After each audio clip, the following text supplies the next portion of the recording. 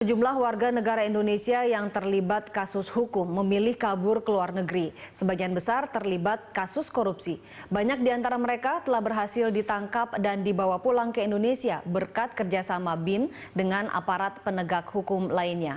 Namun masih banyak juga yang menjadi buronan hingga kini. Banyak warga Indonesia yang bermasalah dengan hukum kabur ke luar negeri untuk menghindari ancaman hukuman. Sebagian besar terlibat dalam kasus korupsi. Beberapa dari mereka berhasil ditangkap melalui kerjasama Badan Intelijen Negara atau BIN dengan aparat penegak hukum Indonesia lainnya.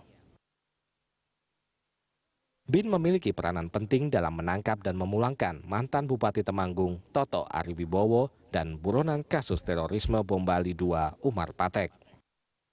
Mantan Bupati Temanggung, Jawa Tengah, Toto Ariwibowo yang menjadi buronan karena kasus korupsi ditangkap di Phnom Penh, Kamboja pada 8 Desember 2015.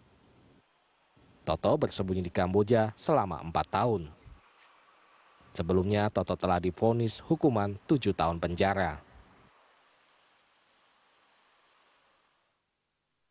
Sedangkan Umar Patek tertangkap di Pakistan dan diekstradisi ke Indonesia pada 11 Agustus 2011.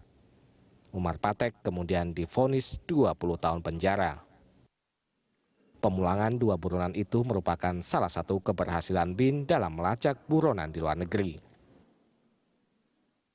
Saat ini masih banyak buronan berbagai kasus hukum Indonesia yang masih melenggang di luar negeri.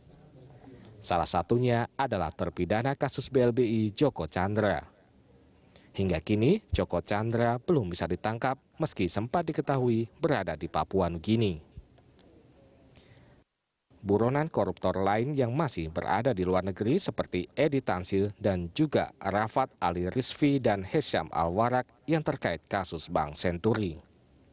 Mereka sempat disebut-sebut berada di Inggris.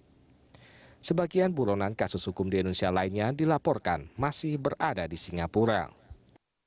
Harus diakui, banyak hambatan dalam memulangkan buronan itu ke Indonesia karena terkait kendala sistem hukum setempat. Patut ditunggu kerjasama BIN dengan aparat penegak hukum Indonesia lainnya untuk segera membawa mereka kembali untuk menghadapi sistem peradilan Indonesia.